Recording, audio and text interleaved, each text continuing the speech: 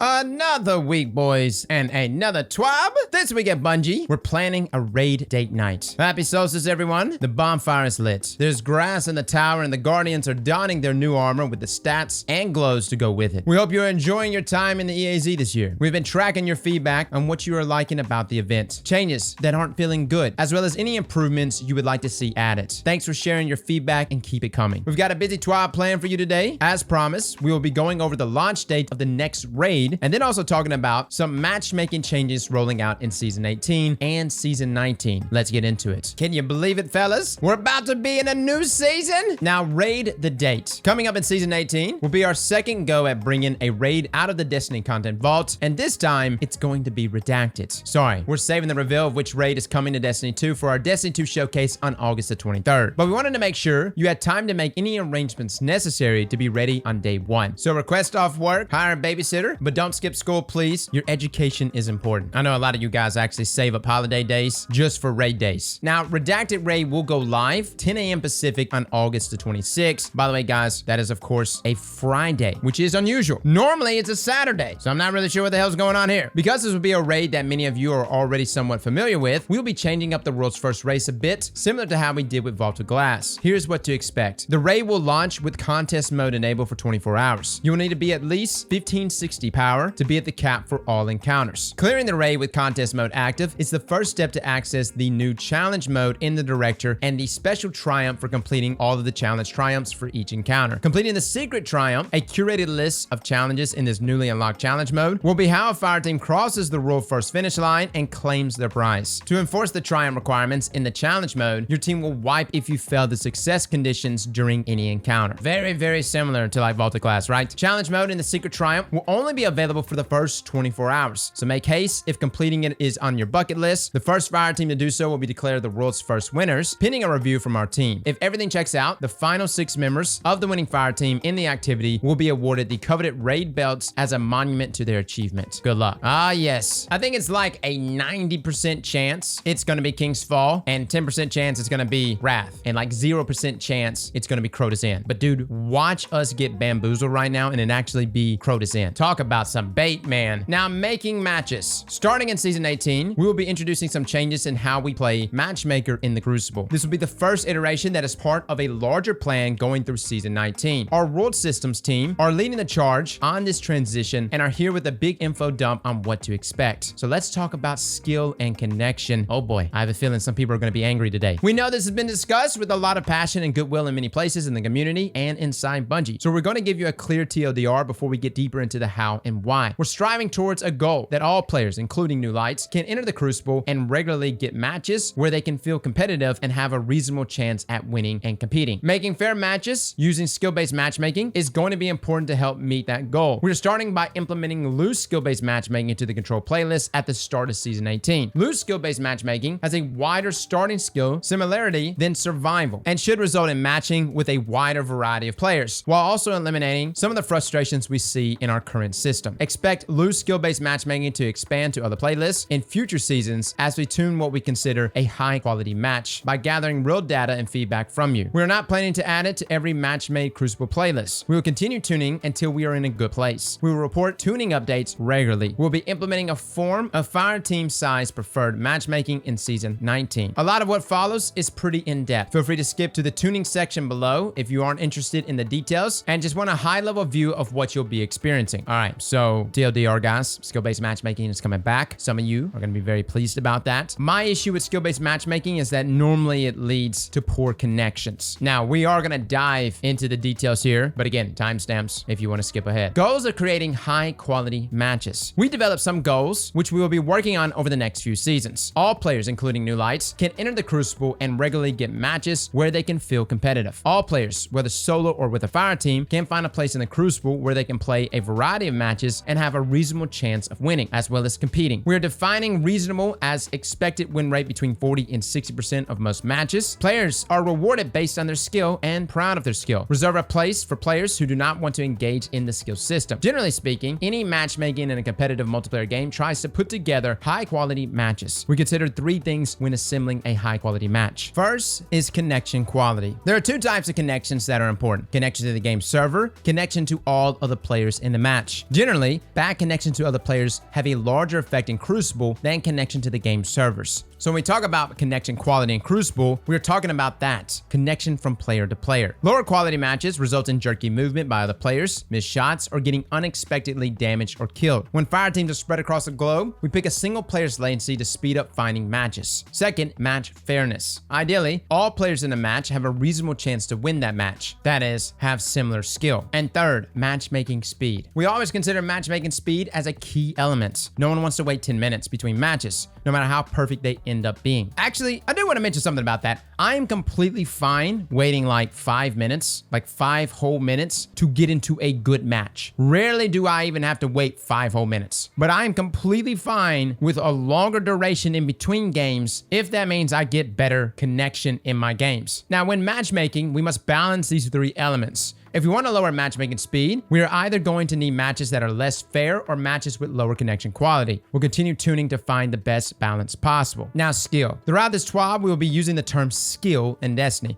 That term refers to how we rate all players who participate in PvP on a scale of 2,000. Player skill is reflected in a graph that looks like this. Internally, skill is a combination of stats made up of your performance, kills, deaths, captures, rounds, wins, revives, dunks, etc. That ranks you against all of the players in a match. Each player's skill is compared against the skill of the other players in a match. And we make skill adjustments for all players at the end of a match where the 2 rankings differ. There's also a confidence rating. The more games the system has seen you in recently, the more confident the skill adjustment is. What? A confidence rating? So if you're getting boned game after game, your confidence rating is still high because you've been more active or actively getting messed up. I don't know about that one. In addition to the stats mentioned above, skill encompasses all sorts of things. Your reaction times, agility, how you approach fights, how well you know the map and mode, how well you know your character, how you build your character, the weapons, armor, and mods you use, and how you blend all of these into performance with other players. You won't ever actually see skill value in game. And while we are currently only using it to try to get fair matches in survival and elimination, we will still track it for all modes, including Gambit. What? How the hell does Gambit have anything to do with this? This gives us a reasonable starting spot in new game types like Rift or Zone Control. Now, how do these skill numbers actually play out in game? Here's a good shorthand we use internally. If someone is 200 skill above you, you can definitely tell that they are better than you, and they will win 75% of the engagements against you. The opposite is true if someone is 200 or more below you. By the time you get to the difference of 400, the better players are going to win 90% of the engagements, and lower skill players need to get extremely lucky to pull off a win. Once you get to a difference of 600, there's basically 0 chance for the lower skill player to ever win a 1v1 conflict. Engagements should get fairer the closer you get to the same skill level. This is our goal. All right. Like, I get the logic. Here's my issue with it. Why not let us see that skill number? Like, I wouldn't mind seeing it, you know? Just so I get an idea of like what I'm playing up against and where I sit. Oh my God, that almost sounds like a true ranking system. Now, the problem space. As we started looking at the competitive landscape in Destiny, we noted a few things. Outside of survival and elimination, the ability to influence whether your team wins or loses is usually out of your personal control if you are average skilled or below half the population. This can feel bad, as a match outcome feels essentially random, and you don't feel motivated to try to win. This has contributed to us de-emphasizing winning as a requirement to gain rewards in the Crucible. The current landscape also allows brand new players to match up with some of the highest skilled veterans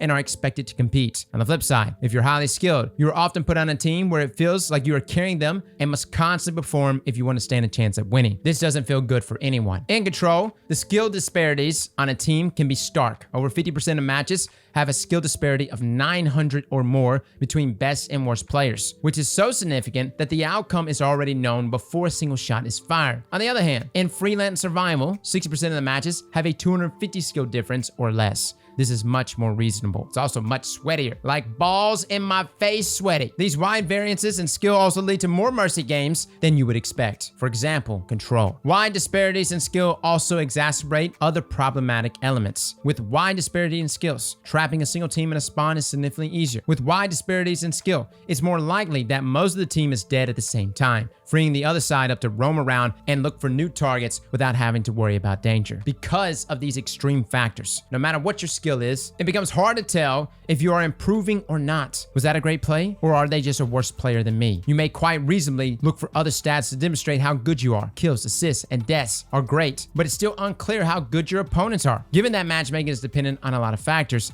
a KDA in a low population situation can mean a very different thing skill-wise than a KDA in a normal or higher population competition scenario. You can also check third-party sites who track ELO, a ranking system originally designed for chess with broad impact. ELO isn't something we track, use, or validate, so it's use at your own risk data points. If you can't tell if you are improving, it's hard to be motivated to try to improve. We know we have to do something to solve these problems and more to get Crucible into a better place. We know we won't be able to address everything in one fell swoop in Season 18, but this will be the start of an ongoing process to improve PvP over time. Oh boy, man, my PvP players right now are losing it, man. Now, match balance. Once we match a group of players into a lobby, assuming we don't have any full fire teams, we try to split them up into balanced teams. If the player's skills are somewhat random, the system has a tough time. We tried several different algorithms here to mix results. For the time being, we're hoping that reducing the skill variability in any given lobby will make this easier. So what's happening right now, guys, and I know we're going through each one of these data points,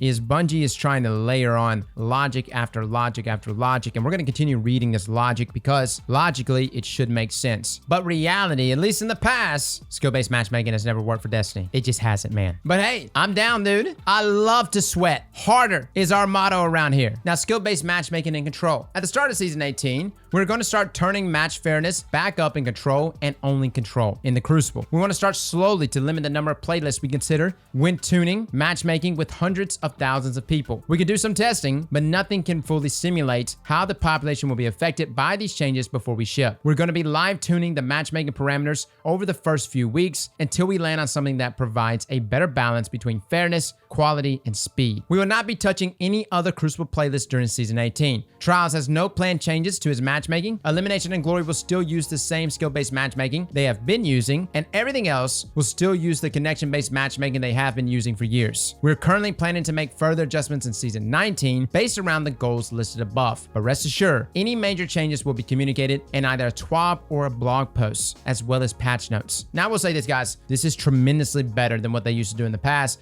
Bungie of old used to just implement matchmaking changes and not say anything. You would jump in a normal 6v6 game, and the next thing you know it, you're in for the fight of your life, and it feels like the sweatiest tourney ever. And that was just a regular Crucible game. Now, connection-based matchmaking. Connection-based matchmaking is what most of the Crucible playlists utilizes to find matches that have the best possible connection quality. First, we identify a pool of available players with a good connection to you. Within that pool, we choose players with the very best connections. If we can't find players within that pool, we widen the variance in connection. We repeat until we find enough players, then we break them out into equally skilled teams. A key point about matchmaking in a fire team, the latency we measure to find a good match does not take into account a fire team with disparate connection speeds. We only measure latency for one of the players in a fire team. So if you're in Tokyo and you're in a fire team with someone in New York and someone else in Johannesburg, you're in for some laggy Crucible matches no matter what lobby you join. That's sexy peer-to-peer, baby. Skill-based matchmaking, better known as SBMM. Skill-based matchmaking uses a similar model to connection-based matchmaking. In addition to latency, skill-based matchmaking uses skill similarity when asking to join a lobby. Like latency, the acceptance skill similarities expand over time. First, we identify a pool of available players with a good connection to you. Within that pool, we choose players closely matched to your personal skill rating. If we can't find players within that pool, we widen the variance in skill. If that doesn't work, we expand the search again with more variance in connection quality. Once enough players are selected, we break them out into equally skilled teams. Our current Glory matchmaking systems prioritizes connection quality and matchmaking speeds while still trying to find a fair match. The goal statement for our standard SBMM is we would rather sacrifice some match fairness in order to maintain connection quality and matchmaking speed. Now, loose skill-based matchmaking. Our initial version of loose skill-based matchmaking for the Control playlist is going to work a little differently. It starts with a wider acceptance skill variance and then expands very slowly on both acceptable skill and connection quality at the same time. The goal statement for this new loose SBMM is start with a broad definition of match fairness and compromise on matchmaking speed in order to keep match fairness and connection quality high. We expect overall matchmaking times to go up, more so if you and your fire team are on either end of the skill curve, depending on the current population in your region. However, we are hoping the trade-off for matches that aren't super sweaty or lopsided blowouts will be worth it. We have analytics set up to review overall matchmaking data each hour, especially critical over the opening few weeks of the season. And we'll be monitoring and adjusting timings and thresholds above while we try to hone in on good settings. Control is generally a nice high population playlist, so it'll be a a good test bed for tuning like this. Now, what are we going to be looking at as we tune? Amongst other things, we're looking at matchmaking time. Minimize players who cannot find a match in 10 minutes with the goal to keep the average under 2 minutes and under 4 minutes for 95% of players. Mercy games. Right now, mercy rates vary based on the map, as low as 5% and as high as 25%. We believe the number of mercy games should be under 5% on all maps, but not actually hit 0. And of course, maps do dictate this greatly because, of course, holding certain zones, spawn camping, spawn trapping, etc. It's just easier on certain maps, aka dead cliffs. Final score differential. In general, games should be closer in score. Right now, 65% of the matches end with one team hitting the score target, 50% going to time, and 50% ending with a mercy. Our goal is that 80% of matches end with one team reaching the score target, and most of the rest ending with a time limit. We're looking for most matches to have under a 10-point difference between the two teams. Holy hell. Talk about tight! Less variance between the top player and bottom player. Right now, 5 to 10% of matches have the best player scoring 30 to 39 more kills, more than the worst player. And 50% of the matches have the best player getting 20 to 29 more kills. We believe that 90% of matches should have less than 20 kill differences between the best and worst players. And 50% should have no more than a 10 kill difference. Now, all of this is great, but there are some things it does not address that we'll be looking toward in the future seasons. Skill distribution. As we discussed in the skills section, player skill in Destiny in most games tend to follow a bell curve, centered around skill 100. That means half the players are clustered between negative 100 and 300 skill, and just 1% above 800 or lower than negative 550. When you do skill-based matchmaking with skill windows, what ends up happening is players at either end of the bell curve have fewer potential players to match against, and thus potentially take longer to find a match with a good connection. This is one of the reasons we start with a wider skill threshold and expand more slowly to make sure we go through all available players. Like we said, we expect this to cause longer matchmaking times initially, but it's important to note that we are going to be looking at outlier skill thresholds and tuning the experience for them. In a future season, we are hoping to introduce some technology that allows us to search with a wider skill variance based on your position in the skill curve and keep matchmaking times more consistent, with the downside of loosening some match fairness. Now, Fireteam size mismatches. It's no mystery that full Fireteams often stop 6 solo players who match against them. Fireteams that are used to playing together may also be in a voice chat with each other, allowing them to communicate more effectively than those who are not. Oddly enough, if we look at the average skill for solo players, it fits the bell curve from above clearly. If we look at the average skill for full Fireteams in control, we can see the bell curve centers around 400 to 500. So not only do the Fireteams have a communication advantage, but they also have a decisive skill advantage. The big question is, are high skill players more inclined to play in Fireteams, or do regular Fireteams make your skill go up? Either way, we will be implementing a form of Fireteam size preferred matchmaking in Season 19. We will be sharing details about how it works closer to release. Our goal is for it to be utilized like skill, sometimes as a strict requirement, sometimes as a loose one, or sometimes not used at all. Further, it will allow us to eventually replicate the benefits of playing in a freelance playlist without having to split the population. That is our current plan going forward. We will keep you updated as we tune settings in Season 18 and beyond. All right, so some clarifications. Yes, that is like a chicken before the egg kind of thing as far as Fireteam size and of course skill level. What they're saying is, would these Fireteams have that level of skill if they were playing as solo players? Would it still be around 400 to 500? Probably not. Like, obviously being in a Fireteam definitely helps, and Bungie's talking about in Season 19, so not this season, but the next season, there's going to be some Fireteam versus Fireteam matchmaking in place where you should be matching against other Fireteams if you're in a Fireteam. Now, I do want to mention one thing about skill-based matchmaking. I'm okay with skill-based matchmaking if one thing can be met, and you guys are not going to like this. Open matchmaking for all platforms. Xbox, PlayStation, PC, hell, even Stadia. Put us all in the same kiddie pool together, give us skill-based matchmaking, and let us go at it. And that way the population is still very healthy. We can play a variety of different players, so matchmaking should be faster, and then we can all experience hell together, right? Now, the vote is in